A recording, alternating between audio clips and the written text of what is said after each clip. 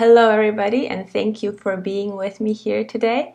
I would like to also thank the AIA for having me among these wonderful speakers, and I'm grateful to be here. Today I will share my story with you to the quest to discovering relevant and reliable resources. I will also, of course, share some useful information, but I think why this is close to me is because my dream was a clear, precise, and straightforward overview of all the relevant, reliable, and up-to-date information on essential oils. To find a way how to put all this information together in a clear, precise, and straightforward way so that, not only we as practitioners can have this information, all of it, to create better benefits for our clients, our families, our people who we are working with or selling our products with. It was just a mission of mine to find this information. It became a mission of mine also for my students. So today I will share with you all the obstacles I had to come across, and I'm still in a way fighting with, how to put them together, which information is relevant, how to judge that. And yes, I'm looking forward to it, and I hope it will be highly beneficial for your growth as well, and answer your questions.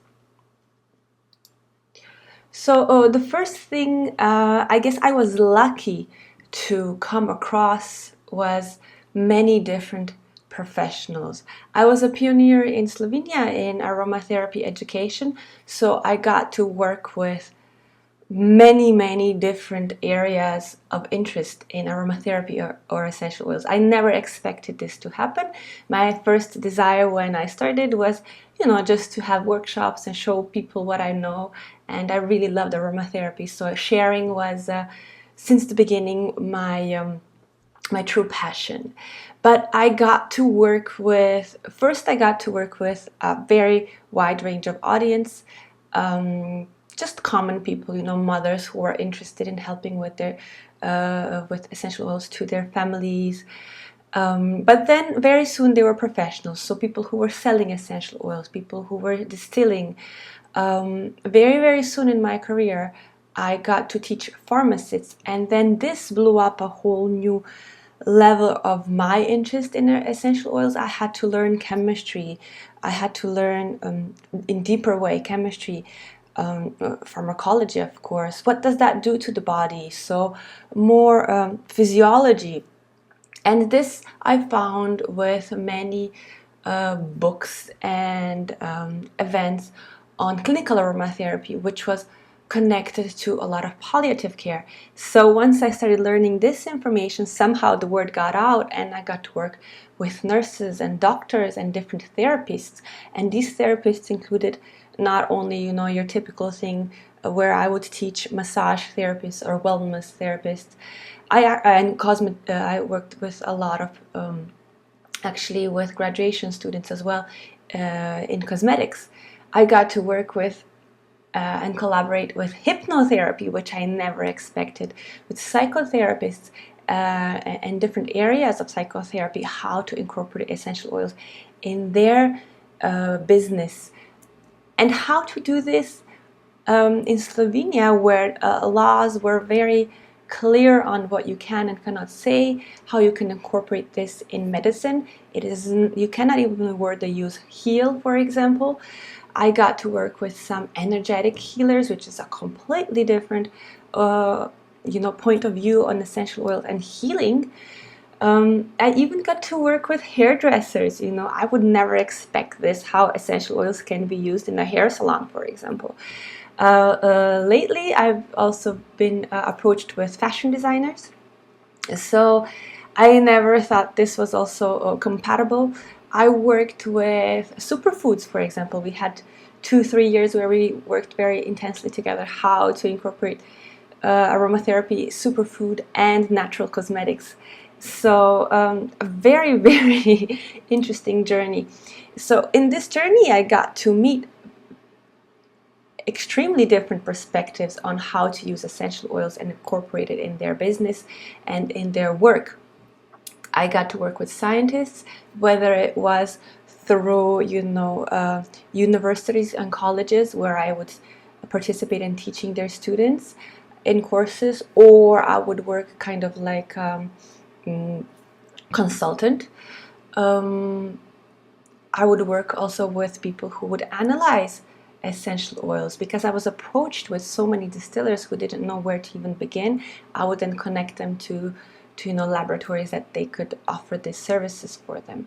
So I would also be kind of like a translator between. I would have to learn a lot about analyzing essential oils to explain to the distillers what is this doing for their essential oils, the benefits, and what they're looking at in the first place. It is so interesting, and I will be talking about this in the next slide a little bit. The language barrier, there is the language barrier because they have literally different languages, but there's also a language barrier with people who speak the same language but just use very different words. I will touch on that in the next slide. So just to show you my path and how I got to even discover that there are so many aspects of essential oils and aromatherapy out there that I never considered as a student or even as a teacher. I got to work with essential oil companies. That means that can mean many things, actually. You have companies that distill themselves and then sell their oils. You have companies who distill some and some don't. So they have a combination. You have companies who search for the best essential oil, what they think is the best essential oil by their criteria, and then sell it.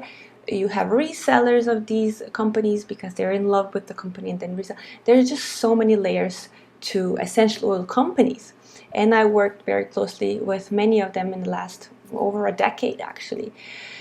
And then you have cosmetic companies that work with essential oils. Interestingly, I was actually invited to teach for L'Occitane, for example, and Melvita, which are very huge companies, and I would never think them to invite me to speak in Slovenia and Croatia to teach their people who sell their products, because their products have essential oils. So also I was invited to teach some marketing experts to their company, to their team building, to explain how smell can affect the mind and selling techniques. Very interesting. I got to work with a few areas in this area as well.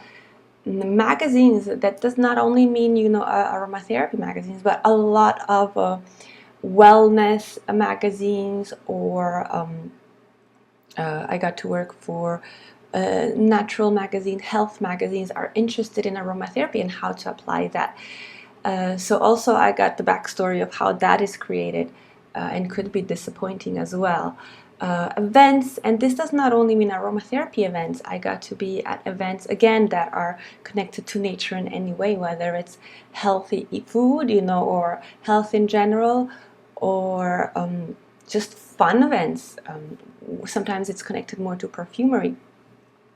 So it's very different how you approach your audience or your client, depending on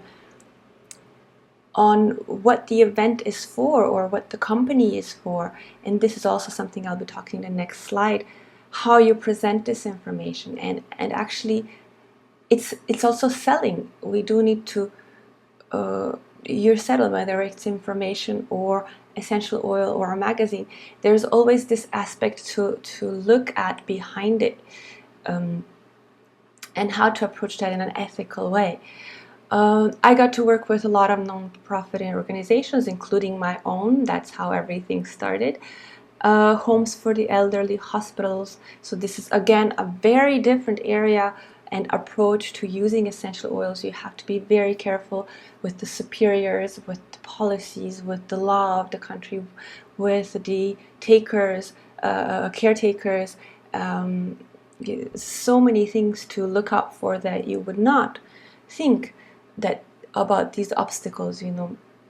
I get many people who take, I You can say it's superficial the way they look at this. They would like to make changes. I know, I was there, I still am.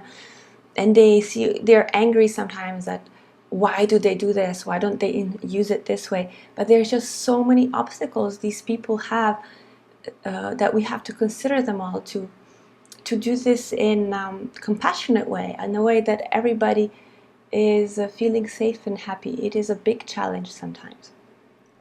Then again, I worked with universities, even high schools and grade schools. It was so cute to be able to speak about aromatherapy to, grade students. It's awesome how much you can share there. And again, a very different approach, because I got to speak in a biology class in grade school, and then another chemistry class in high school students. So it's amazing. You really need to adapt to who you're speaking to. I think this is when you're looking for relevant information, first you need to ask yourself what is relevant for your client, your patient, your student, or who you're sharing this information for. You will find that what is relevant to them can be wildly different from person to person, from organization to organization, and your credibility is always on the line when you speak. So how do you speak and how do you share or find this information that is relevant for your client, your student, your patient, and keep your credibility, keep the credibility of essential oils and aromatherapy as a profession, as a community? It is quite a challenge that I was faced with for over a decade now, and I'm happy to say I'm still here and speaking to you about it, because I think it's a very important topic. So the area of their interest, the area of where they are, person you're speaking to is using aromatherapy or essential oils, greatly affects what they believe and think is relevant and correct information in almost every perspective, and I'll show you in a minute.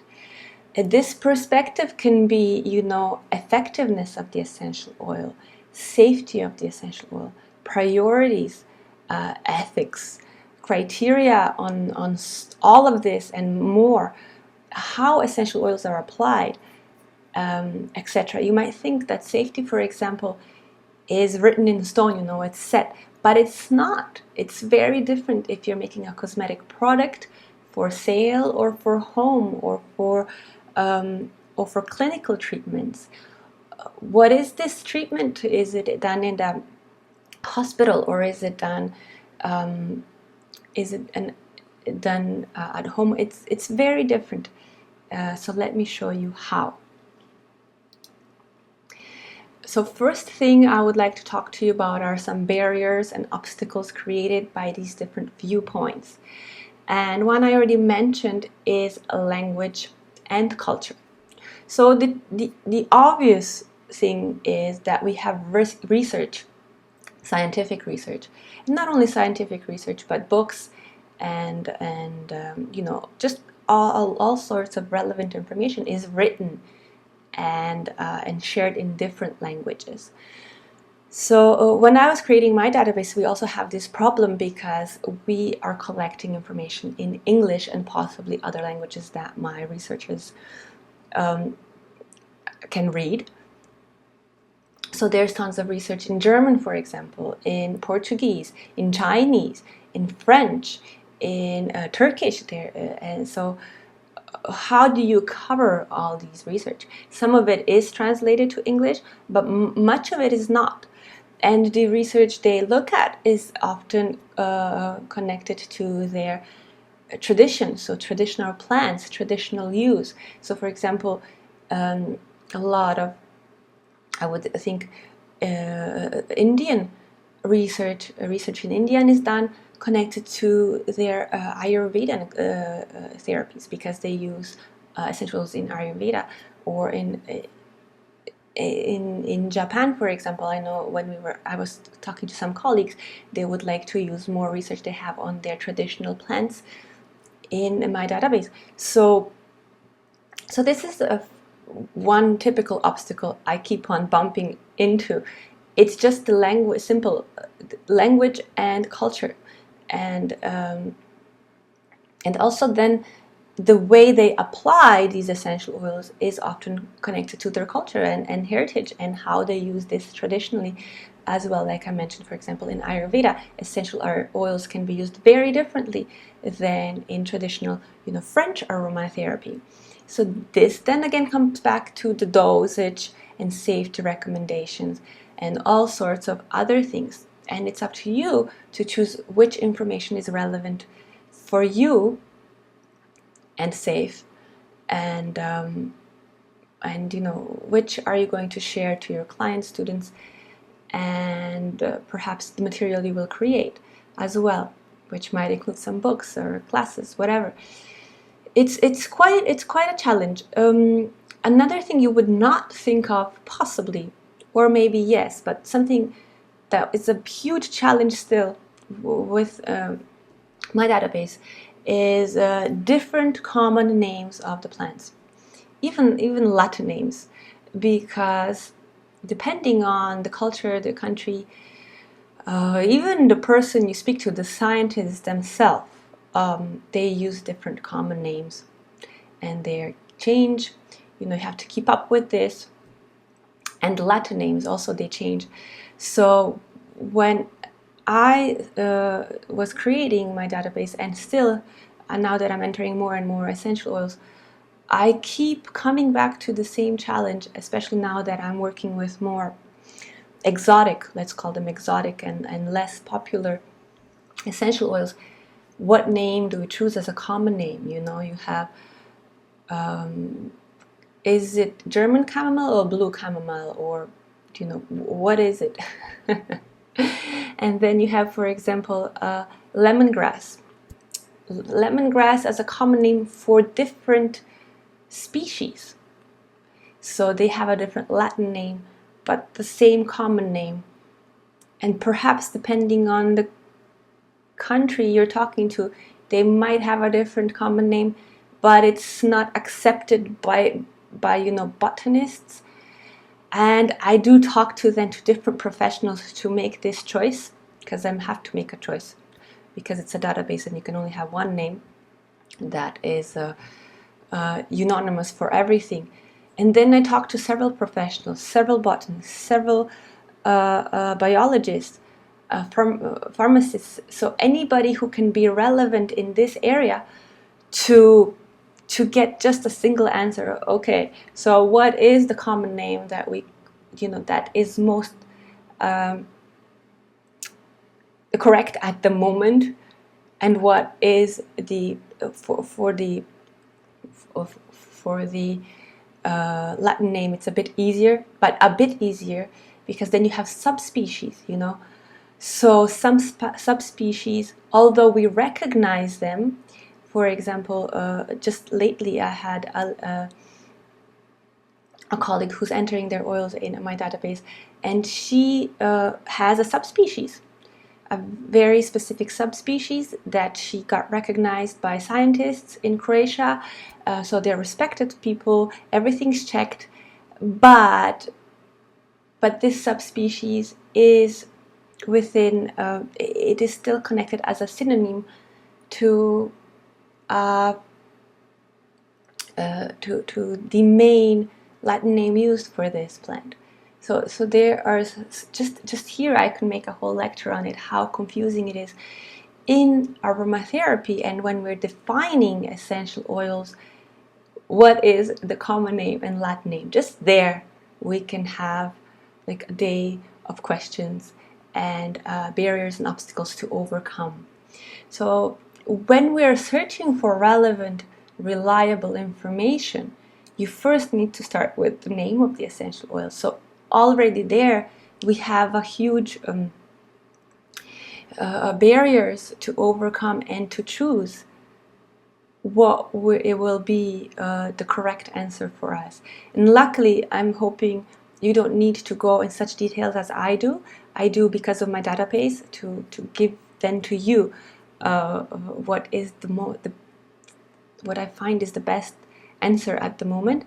But when you're going to research this oil, whether it is because you're selling essential oils or you want to use it for a therapy or any other reason, you have to start by the correct name. And you will find sometimes in research, depending on how rare this oil is, you will get stuck at the name and then the chemotypes and so forth. I will not even go into chemotypes. Okay, so let's move forward because I have so much to share with you. So we said different practices of application as well, and this is straightforward depending on the practice of whether it is classical aromatherapy, and when I say classical, I mean clinical French aromatherapy. It might be very different from even what we call holistic aromatherapy or aromatherapy that we use in cosmetics, or if you are combining it with some other traditional method, it might differ. Points of interest, I will talk about this more in next slide because there's just so much to take into consideration. But for goals, it's interesting because I get to work with all these areas. Goals can be very different and they can overlap, but sometimes might not. So for many people I work with, environment is a big issue, and it should be, because essential oils just need such a huge mass of material to create the essential oil. We can easily affect the environment. And then there are some people who sell essential oils, so they do still have a goal to sell the essential oils, but some people do it in an ethical way, other people don't. And then ethics can be on different levels, different criteria. What is ethical? Some people look also that it's ethical to the earth, as in how it is planted, that is ecological, that is spread with used some techniques like biodynamics, all the way to, of course, just looking at the quantity of the plant produced, and if the species is endangered, and what is different approaches to that.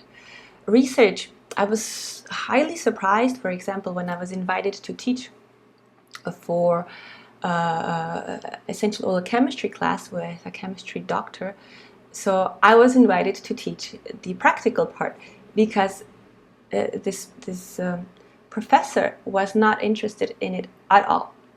So I never thought this as possible before, because I was always interested in whatever I'm learning or teaching, how to use this for practice, how we can use this in practical way to help people to create something. For me, I thought this was everybody's goal at the end of the day. How is it practical? It's not true. The more I worked with different scientists, I got to learn that many of them are not interested in the practical area at all. They're interested in the molecules, how they react, what does that do, possibly what properties they bring to healing, but not even that.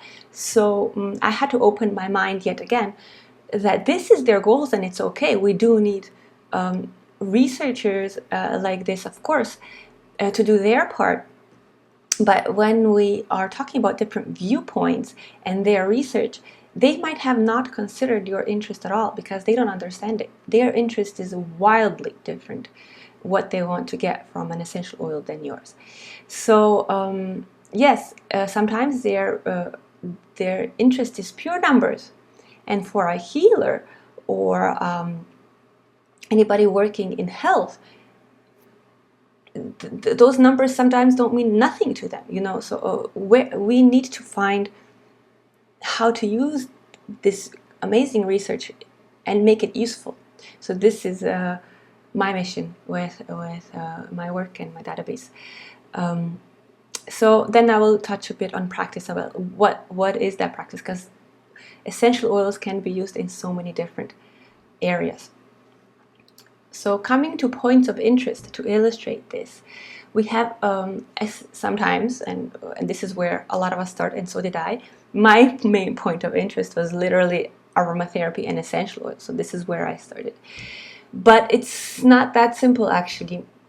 Aromatherapy has many different areas, and I started with holistic aromatherapy and aromatherapy massage, actually. So I had to learn massage techniques as well. So it's very different how we use essential oils in a massage or wellness, and how we use it in holistic aromatherapy. And then again, there is the question of what is holistic aromatherapy. I will not go into it. But then, as I was invited to teach so many pharmacists and then nurses, and had to work in more in the clinical aromatherapy, I started studying that. So what is clinical aromatherapy again? But clinical use of essential oils, whether it's a clinical setting or just approach, for example, in a pharmacy when they blend their products very differently. In a pharmacy, you will blend very differently essential oils than you will for aromatherapy massage or a holistic approach of aromatherapy. It can be very different in dosage, in applying, how you apply these oils, of course, completely different. So that means that point of interest is different. So with aromatherapy massage, it will be perhaps just relaxing the client, where in clinical aromatherapy, it might be a vaginal infection, for example. So this you will not touch in holistic aromatherapy as well, because this is just part of the body that we are not qualified to heal. We should not go into things like that.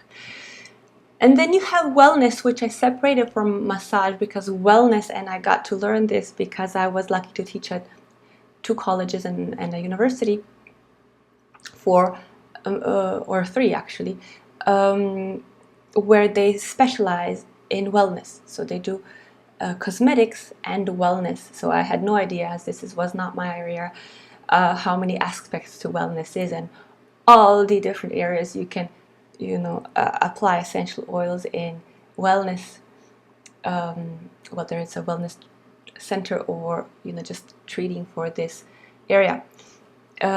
It's very different dosage again, and different laws they need to follow. If you're doing a cosmetic product, and for a wide range of audience, I mean, in any case, especially here in Slovenia, when you're working with essential oils, you need safety sheets. So somebody has to provide this for you. So the easiest thing to do is to have a product that you use on a bigger mass, which comes to the cosmetic industry. And the way they are allowed to use essential oils, the dosage, the different rules to follow, is very different. It's very different, the things they need to consider, than, for example, somebody blending in a pharmacy. Then there's this essential oils and aroma. It can be in perfumery, not just natural perfumery, but traditional perfumery. And I put here psychology.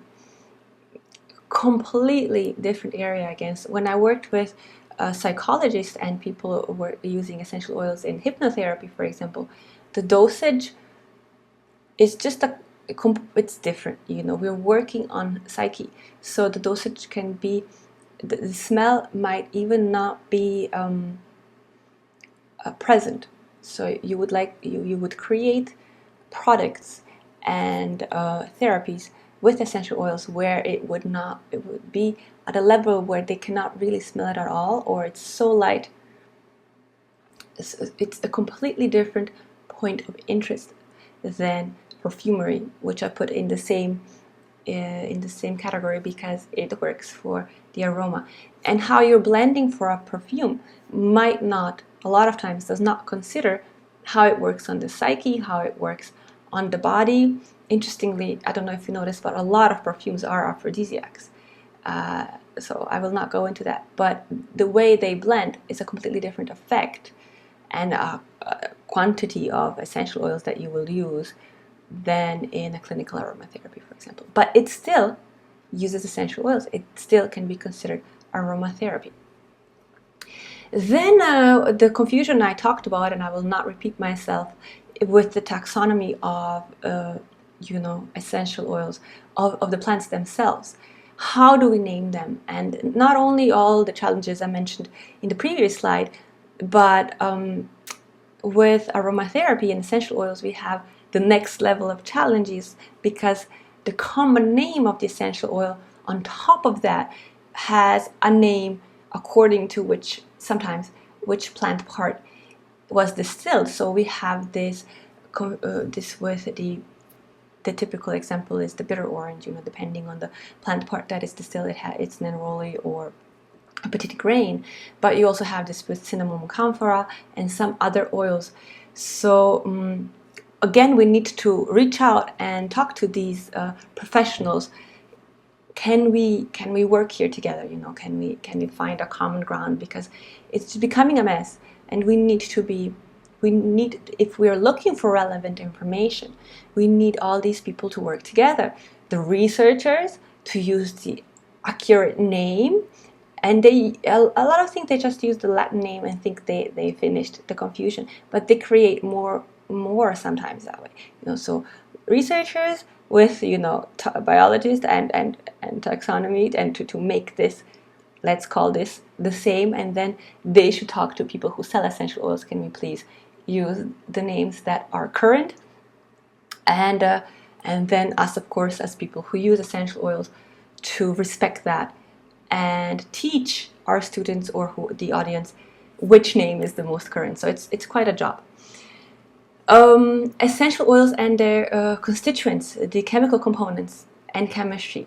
Again, completely different area of interest. As I said, my friend and a few of them actually not interested in chemistry, in how it's used in practice at all. Just the research itself. It's very interesting. I also met some distillers who are completely in love with their essential oils, with their work with the plants, and creating these oils and finding and making art out of it.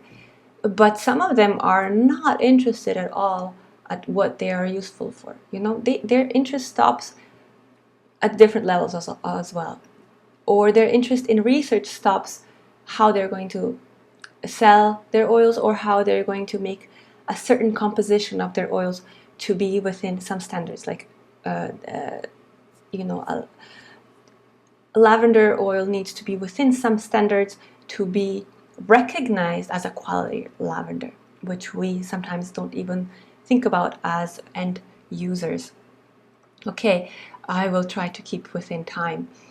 Then there's quality and control. Again, I will not talk about this, but quality and control has rules it needs to follow, and it's sad sometimes because we have wonderful distillers at strange and very interesting corners of the earth, but their oils just then don't match these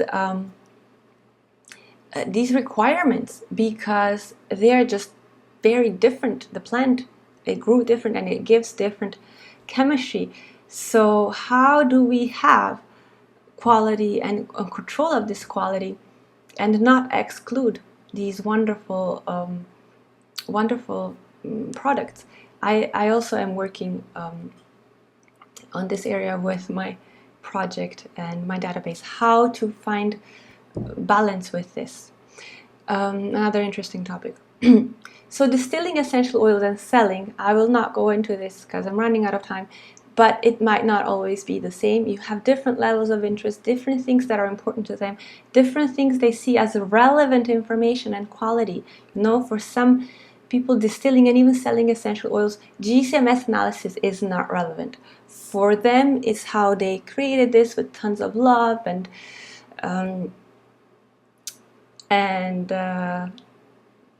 yes, and love to earth and respect and also ethics, but they don't stress the analysis, and then selling is a big question.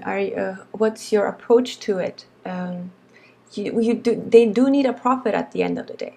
So how they're going to present their essential oils, what they're going to put out as relevant information. So I'm hoping you're seeing. First, I would like to bring out all the challenges. And then we have essential oils and food and flavor industry. And this I haven't had a chance to work in too much. So all I can really say is that it's completely different how you use essential oils in food and flavor than in any of these topics. I think that's quite straightforward. For example, oral ingestion, if you're putting it in food, it's inevitable that it goes in your body. Whereas in holistic aromatherapy, we don't encourage that at all. So just a starting point, it's completely different. Okay, so then in practice, we have very different practices. So although we can use aromatherapy for working with clients, where are you on that end? Are you a doctor, a nurse, a pharmacist? It's very different when you're working in medical profession. Again, coming back to country, depending on the country or even state, you have different rules. And even that within a country, like here I'm working with Slovenian medical professionals, it depends on the hospital, for example, on the staff. So if the superior allows it, we have or supports it, we have so much more areas to work with and ways we can be creative to incorporate it. But if they're not interested, it's not going in there. And so it's very different how to approach an environment in medical profession than it is for Ayurveda, for example. Or traditional Chinese medicine. It's used very differently there. So maybe you incorporate this in your work or you don't. Maybe you work with energy therapies, and that is just completely different. Again, how you use essential oils or hydrolates, for example, in energy therapies, because you're working on such a light level. The dosages it shouldn't be measurable pretty much at all. Then perfumery and is a different area, completely different. We blend for a different reason. So the oils we choose will be to create a certain smell. So that's the primary reason, not what it will do on the body at all. And food and flavor, as I said, wildly different. So I'm just skipping this a little bit because this, I'm sure you have closer information. You're probably working with essential oils. And so the question is how to use all these differences for our personal or professional benefit, as well as using it as an advantage for the aromatherapy community in general, because it is a huge advantage. It is sometimes scary and confusing because there's so many different aspects to consider. And how are we going to put this together? I'm working on it, by the way. And then, do we really need all this for what we are doing? Should we just stay focused on our area? But how can we use this as an advantage to grow our practice, to grow our community? Because the information is out there, and it would be just so sad and unwise to use it. It is out there, and with today's technology, we can provide this information for you, for your students, for our superior, and it makes our work so much more credible. So whatever area of aromatherapy you're using or essential oils you're incorporating, the more referenced information you have, I found, it's easier for you to do your work. So this is why, in my opinion, it is important to have, if possible, all this information at your fingertips.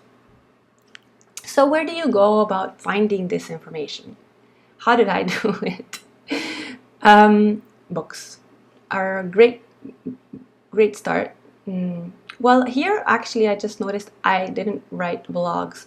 Some blogs are excellent, but Googling stuff and looking at blogs creates, in my opinion, and my in my experience, lots of confusion. So I would come to blogs once I would find the individuals who are trustworthy. So books, journals, we have tons of journals out there, and I will touch on those databases, different databases, not just for essential oils and aromatherapies. You have all sorts of databases that can be useful. Different events like this one, excellent. I think these conferences are amazing because you get to meet a lot of people and listen to many speakers. So then you will see which ones resonate with you, because your areas, as you see, may be very different from the person sitting next to you. So educational institutes, or whoever provides education, it can be an individual, or it can be university, or it can be all sorts of things. I will touch on that as well. Organizations that give us standards, like AIA, or different aromatherapy organizations. But beyond that, other ones as well. As you see, we need standards just to name the essential oils, just to start with the name. So what other resources I thought might be useful to share with you? Graduation theses. Did you think about that? I had collaborated with and worked at different universities and colleges. And so we do have a graduation thesis with these beautiful students to collect data on some subject. So go look up for those. They're done very well, as well as case studies. Well, where are you going to find those? Again, different resources, and I will mention some of them. Okay, next. Books. Books can be tricky. Many years ago, if somebody wrote a book, it was considered as an authority and relevant, and that this person really had something to say. Unfortunately, we have more and more people writing books, and it's easy to publish, and you just cannot know on the top of your head if this is a book trustworthy or not, because at the beginning of my career I read many books, and I came across things like, that lemongrass and citronella are the same essential oil. And this is in a book that was actually very interesting and seemed credible, but they can create a lot of confusion. There's a lot of copy pasting out there. So just like many of you probably, I spent lots of not only time but money searching for information that is true, not just relevant, but true. And also do consider that books, I love having books, I have tons of them. It's different than looking at the screen, but they get old, and with the technology today, they get old very quickly. So the information these authors had at the time might be very different than today. So their books, the mistakes you find today, please be gentle on them as well. They just did not have that information at the moment, perhaps. So definitely they have a huge value, even the books from 10, 20, 30, 100 years ago, with their concepts, with the ideas, with how they're used essential oils for healing. But what I would like to stress here is do look at always the references. So the references they used in their books, are they there at all? At the references of the author. Who is this person? What is their experience? Because again, somebody who's a scientist and wrote a book has a very different perspective than somebody who has hands-on experience and writes from that point of view. So also which areas of interest. So you have people with experience with aromatherapy and cosmetics, which then might not have such a strong background in science or GCMSs. You have to look at different people for that. Or perfumery or biology. Somebody might be very good with biology and these issues I mentioned with naming oils, but not so much in how to use it in practice. So another thing, when you're looking at their resources and information these people are sharing, you do need to know when this has been, and I'm sure you know this, but I have to mention it as I'm talking about resources. What was the research? What is scientifically based, research, and what are anecdotes and stories? And both have a place, and both are very valuable. For some of my colleagues, experience and these anecdotes have even more relevant now this is in quotes, more relevant information, because they need something to work with, to work with, and you just don't have resources or research done on which essential oil helps with, sadness or confidence. So you need to rely on somebody's experience, somebody's story, which is still a story at the moment, because perhaps they do not have enough case studies, or they have not written the case studies or done it properly. And also with a scientific, and I will not go into this, when we are reading scientific research, there's so many things to consider. So I have, for my database, I have professionals, so pharmacists, reading these references and then evaluating how relevant it is, how is it quality, is it written in a quality way or not, relevant for you to be able to apply it. Then of course with this research, and I will not spend so much time on this because this is, you have in vitro and in vivo, which animal is it done on, is it done on humans, how, it's just so many things to consider on each one of these steps. So when you're reading a book, it's good to get to know who is actually writing and what they're, at the end of the day, this is their point of view. This is how they work, and the conclusions they make are based on their experience. So do take that into account, and do read many, many books and authors, many areas, that will give you a great perspective on the differences and relevance of information, in my opinion. So one thing with books that I found a challenge is the dynamics of information, that it's growing and it's changing, and then you have these authors as well providing extra information on their blogs, or different ways that they share this information. They might have some classes you want to take to, in a way, correct their books to keep it up to date. But yes, again, some books are just classics and you should read them whether they're 30 years old or not.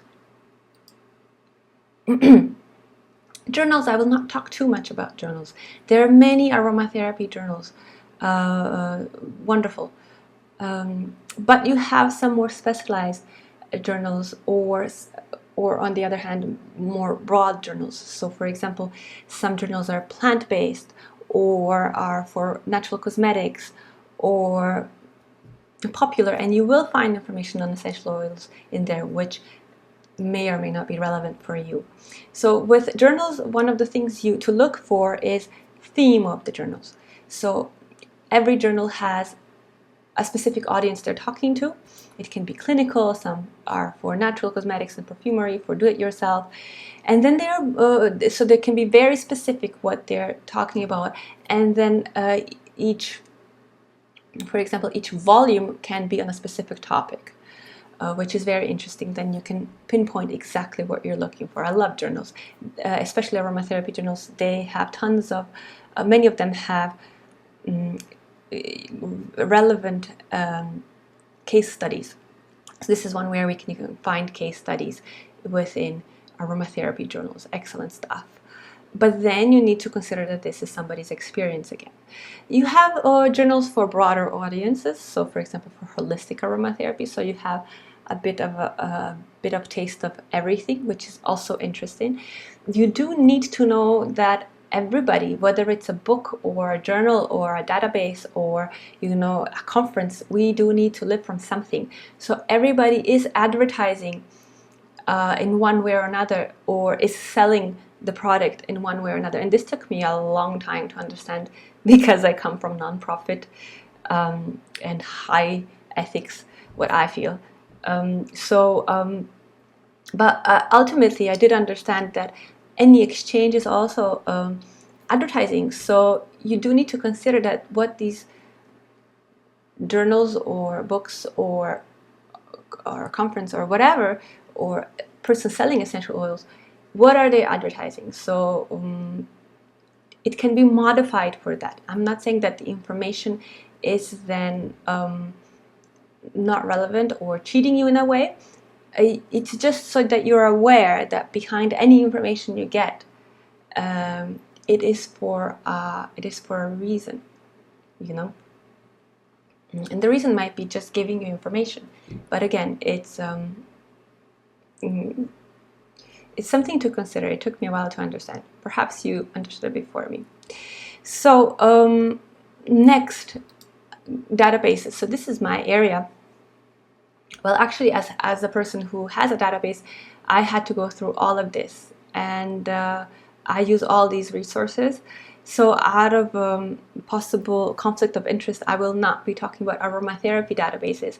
I will just mention that you have databases that are more emphasis. You have more emphasis on essential oils. Or blending, and then you have apps which give you some finished solution, or you have combinations of this. There are a few, and I don't know all of them, but there are a few databases and apps on specific aromatherapy. But when you're searching for information, for resources, you should go beyond that. You can go, we do here. So there is scientific research. Like I said, it can be taxonomy, it can be on organic chemistry, it can be on pharmacology, it can be on, you know, all sorts of areas. So I did put some here, some databases to possibly look at. PubMed is the first one that comes to mind to everybody. There's tons of information there. You do need to consider that, you know, abstract is not enough. You do need to read the entire article, and sometimes, I don't know about you, but sometimes we're not qualified to make judgment of this information. Then there's Science Direct, Google Scholar, and this one, other one, my resource ladies said that it's the last resource. We also, might look into World Flora Online. It addresses the confusion of taxonomy. Another very interesting database you might look at is Natural Medicines, especially if you're using not just essential oils but also all sorts of plant medicine. It has interesting information there, how to use different plants in different extracts. But for example, for organic chemistry or biology, there's many open online classes out there, so you can search for that. Here I would also like to stress the value of different standardization organizations. So you have different aromatherapy organizations who are contributing to creating some standards, who are also sharing where you can find relevant and reliable resources. You have the International Fragrance Association helping out with different standards, especially with safety, that are very different from the safety recommendations we have in the clinical aromatherapy, because of course to create a fragrance or a product might not need or require such a dose as you do to relieve a certain medical condition. Then you have standards like ISO standards, which is wonderful to get started on some definitions. I teach this my students. So what is an essential oil? What is a hydrolat or hydrosol? Which words do we use for what? To have a relevant and reliable piece of information, we do need to know what we are talking about, so that we're all kind of on the same page on where we start looking and what are we actually looking for.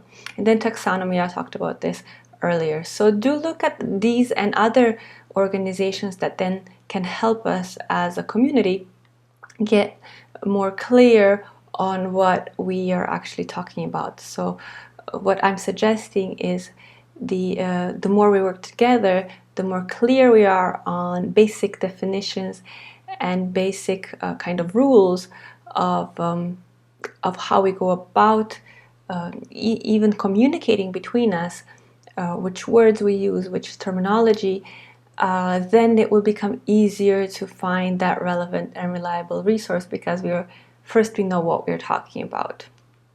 Events, I will not spend too much time on events. I think they're one of the most beneficial ways to get relevant information, to get to know who you're talking to meet new people, and this is how then you can get more information. So you have today with this interesting situation, we have more online stuff, so it's easier to get to this information, so use it.